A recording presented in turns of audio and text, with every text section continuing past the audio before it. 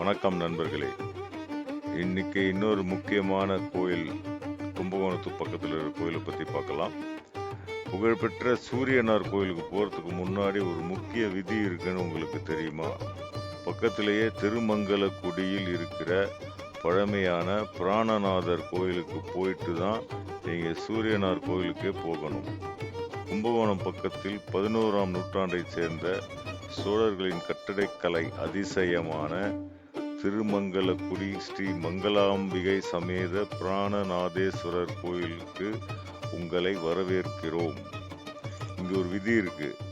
புராணங்களின்படி ஒரு முறை மனிதர்களின் தலையெழுத்தை மாற்றியதற்காக நவகிரகங்களுக்கு பிரம்மதேவர் தொழுநோய் வர சாபம் கொடுத்தார். சாப விமோசனம் தேடி வெள்ளருக்கு வனமாக இருந்த இந்த இடத்துக்கு வந்த நவகிரகங்கள் சிவபெருமானை நோக்கி கடுமையான தவம் இருந்தாங்க.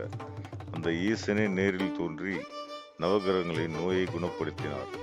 இது மட்டுமல்ல, இங்க இன்னொரு அற்புதமும் நடந்திருக்கு. ஒரு சோழ நாட்டு அமைச்சர் மன்னனின் அனுமதி இல்லாமல் பரிப்பணத்தை வைத்து இந்த கோயிலை கட்டியதால் அவருக்கு மரண தண்டனை வழங்கப்பட்டது. கதறி துடித்த அமைச்சரின் மனைவி இங்கே இருக்கிற அம்பாளிடம் உயிர் பிச்சை கேட்டாங்க. அவங்களோட வேண்டுதலுக்கு இறங்கி அம்பாள் அந்த அமைச்சரை மீண்டும் உயிர்ப்பித்தார். அன்னிலிருந்து தான் சிவபெருமானுக்கு உயிரை திருப்பி கொடுக்கும் பிராணநாதர் என்றும் அம்பாளுக்கு மாங்கல்ய பாக்கியம் தரும் மங்களாம்பிகை என்றும் பெயர் வந்தது. இந்த கோவிலின் கருவறையில் ஒரு தனித்துவம் இருக்கு. இங்கே இருக்கிற சிவலிங்கத்தோட ஆவுடையாரை விட பானத்தின் உயரம் ரொம்ப அதிகம். இது ரொம்ப அபூர்வமான அமைப்பு.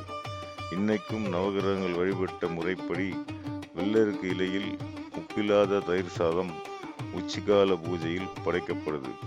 இந்த பிரசாதத்தை சாப்பிட்டா தீராத நோய்களும் நவகிரக தோஷங்களும் விலகும் நம்பப்படுது.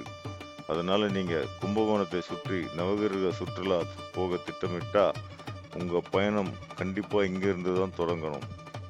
நவகிரகங்களுக்கே சாப விமோசனம் கிடைத்த இந்த புண்ணிய ஸ்தலத்தை மிஸ் பண்ணிடாதீங்க. இந்த வீடியோ பிடிச்சிருந்தா லைக் பண்ணுங்க, உங்க நண்பர்களுக்கு ஷேர் பண்ணுங்க.